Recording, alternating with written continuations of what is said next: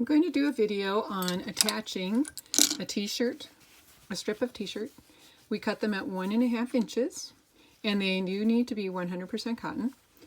Okay, so the first thing you're going to do is find one of the folds. You're just going to cut one strip into one big long piece instead of a tube.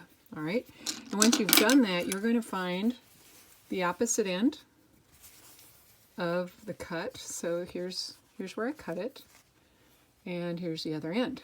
All right, so that's the center of the strip. We're going to take and keep that spot in mind. Lay it down. We're going to lay our mask with the pleats nicely pressed for us on top of that. And it's a good idea just to have it roughly centered. I tend to have the underside just a little bit further over here than this is going to end up, just to make sure I don't drive off the edge of the underside and then I have to restitch. All right, so you can see, let me see if I can get this a little bit closer.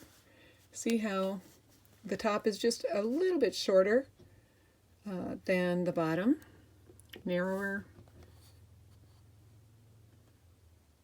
Okay, so now what I'm going to do this one with just straight stitching. So on the chance that you're one of our volunteers who's only got a straight stitch machine, I'm doing this one on my mother's 1950 something Singer sewing machine. All right, so I'm ready. And I don't have my sewing machine's thread uptake lever in the right spot, so there we go. All right, so when I start, sorry, I'm going to bump this probably a few times, but I'm going to back stitch a little bit.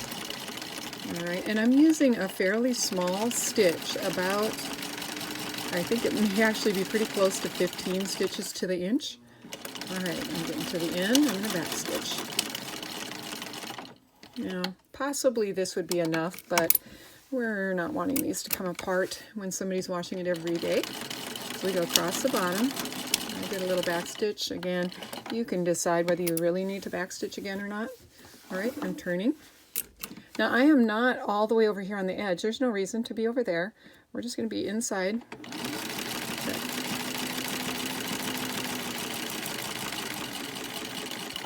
Okay.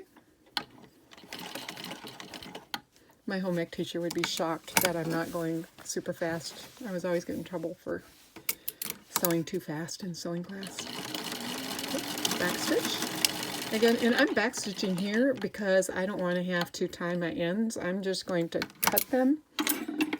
Now, you will notice that I did not go down the full length of the tie. There's no need to do that. Ooh, look how close I was on the back side. All right, that maybe would come apart. So I think what I'll do, just go ahead and stitch it now. A stitch in time saves 9, right? So let's go ahead and reinforce that section. It'll happen. I'm just going to go all the way down. Why not? I'm here. Okay. So you can see why it'll save time if you don't try to be quite that precise. Give yourself, I'm so sorry about bumping that, but I'm trying to video this all by myself.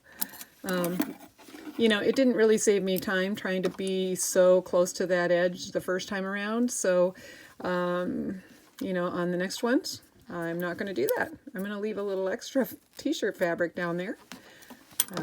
Dust bunny. You know what that means? I've been sewing 700 masks and I didn't clean the bobbin area out.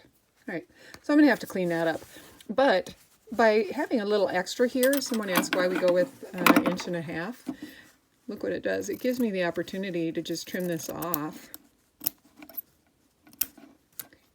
Okay.